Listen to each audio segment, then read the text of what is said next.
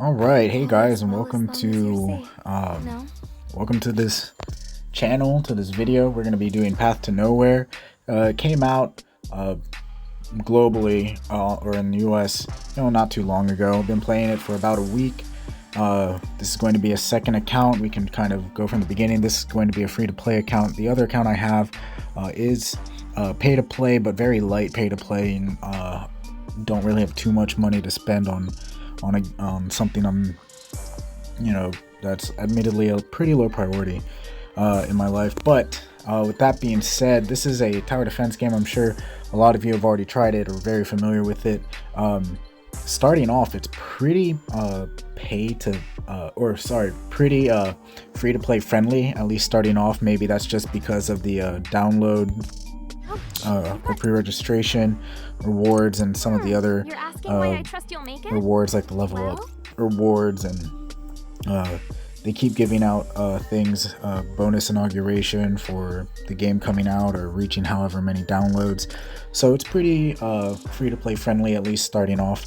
They do also give you a bunch of units. You can see here they give you these 6 units to start off the game, and they're not necessarily bad units. And I think that's one thing you guys should know is there's no actual bad unit in this game. Some of them are much more splashable or usable in other areas or in general than others, and some are much more niche, or they have their specific uses, but there's no real bad unit, which is at least so far, and I think that's pretty great. It's a pretty good balance. Now that could change as the game gets updated and more thing comes out, but as you can see here, like, they give you these 6 units. They're all level 1, and I've completed the first chapter 100%. We got the everything 9 out of 9, and you see everything's green here. I mean, you can't really beat that. Of course, with that said, the game's difficulty sharply increases from chapter 2 onwards, and picking units for the best situation and leveling them up definitely becomes increasingly crucial and important as the game goes on. And you have your energy up here with the little lightning bolt right there, the stamina, and when you first start the game, your player level, whenever you level up, it will recharge your energy. So it's pretty generous at first, but as time goes on and those level ups come less and less frequent, the game kind of saps your energy, especially some of these stages in the Rust. Like, they will really sap your energy. At the same time, they're important quests that you need to do daily, if not more. For example, these shards and the gold, you definitely need to do them whenever you have spare energy. You're not doing anything, you can just do raids, which is great. The way that they did it in this game is, if you've completed a stage, you can go back, and if you've completed it without help, you can either raid ×1 or raid multiple, and it's just an auto play of that stage, and you get rewards as if you had played that stage normally. So if you've got free energy, maybe you don't have a lot of time to play that day, or you for some reason find yourself with an excess of energy, I definitely do recommend playing through some of these resource stages. Dusty is not unlocked on this account yet, but they do have currently 2 stages in there, which give you pretty good rewards when you unlock them. Now, if we go quickly to check out a Sinner, oh yeah, they also give you this skin for the downloads. So every character is going to come with their initial skin, obviously, and if you can rank them high enough, you'll unlock a special skin, which is more like a backsplash. The skin is usually pretty similar to the original skin, but with better art. And then some characters have a special skin. At the moment, there's Hecate, this character here. There's Zoya, who is this character. Whenever she wants to pop up here, there she wants to pop up. You're late. This character here, Didn't you? she's a pretty good bruiser.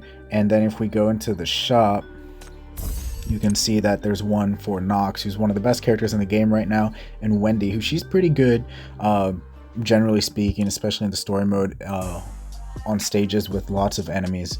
She's pretty good at AoE wave clearing. And if we go, I just want to explain real quick, like, the layout of this game. If we go here, you see their level, you see the type of sinner that they are, what class they fall into, and what these classes specialize in. Now, with that, the Endura class, you should not put too much focus on it past the earlier mid game.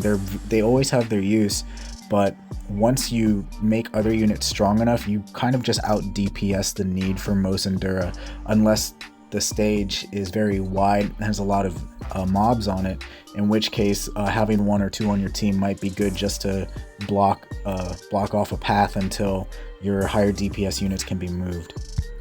And then you can see this info box will give you a little bit of information about what the sinner is good at, but also kind of explain their ability, like any special trait that they have. For example, Hecate can deal core damage when casting an ultimate. If there's multiple enemies on a block that have cores, when she casts her ultimate, she'll deal core damage to all of them. And then you can see their stats here: health, attack, defense, magic defense, how many enemies they can block at once, and then their attack speed. And you can open it up to view a detailed description of these, including advanced attributes, which you can see right here on the screen. And then if you press and hold their skills, or just press, then you can see their basic attack. You can see the description and multiplier. And one great thing about this game is they show you the multipliers for most abilities, which is really awesome. So you can see it helps kind of gauge what units are meant to go where, or what they specialize in. And then you can see their auto range.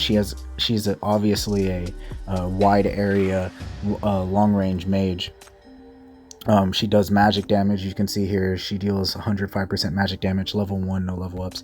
They have their ultimate, which you gain energy throughout battles, and then you can use it whenever necessary. And then they get 2 passives, and then this is the basic rundown of the characters. They're going to have a basic, an ultimate, and then 2 passives. And then this is, I guess, a third passive.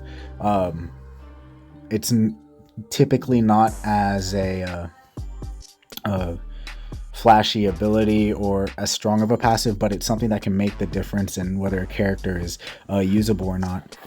So when we unlock this, she'll do 2 core damage with her ultimate, and so for every unit on a square that she deals damage to, if they have cores, she'll do 2 to them, so she can do a lot of core damage at once. And then you have shackles here, which we can go down to here. So if you get dupes in this game, you can use them to unlock these shackles. And most units, these are minor power-ups that stack, and it definitely makes them better and better. But there are a couple units, for Zoya for example, where some of her power is really locked behind having duplicate, which sucks because she's a super rare unit. She's an S rank unit. And then we can also go into their skills, and you can view in detail what their multipliers or other things may be. Oops, sorry. Right, and then promote, level them up, and then profile, you can view information about them, voice, and if you interrogate them, you can see their interrogation and so on. Just fun lore stuff. And then when you get, I think it's chapter 5, I think it's chapter 5. When you beat chapter 5, you're going to unlock another tab here between shackle and profile called Crime Brand, and that's really like your equipment in this game.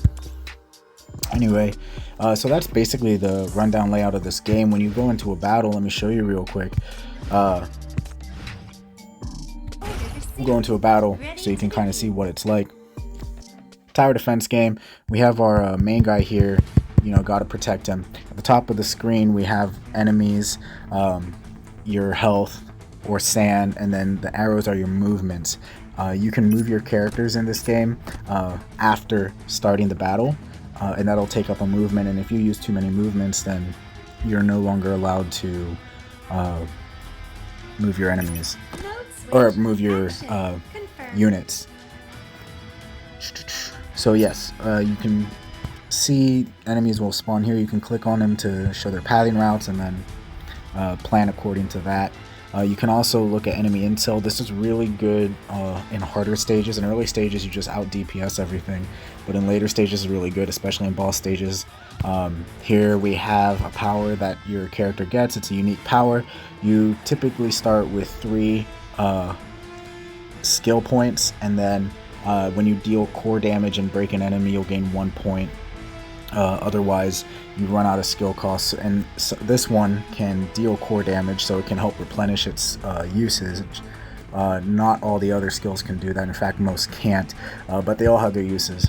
Anyway, so when we start, you'll see here, you can ×2 this, right? You have a timer up here that appeared, and then there's also going to be a secondary enemy thing at the top between enemies and health when you get to stages with special enemies or enemies that have core breaks, and that's where you're going to really you have to combine them to get the total enemies. I don't know where I was going with that.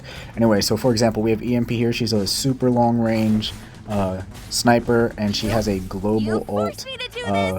It only hits 1 target, so if there's multiple units on a square, she'll only hit the lowest health 1, but she's really great because she can hit 1 and she does core damage, so she can break enemies.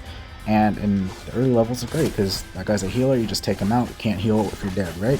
So anyway, we're going to pop their ultimates real quick, or a couple of them, just to keep things going. You guys see how this goes. It's a pretty simple game. And actually, we'll close out of this back arrow. We'll just quit out of this. I'm going to show you guys.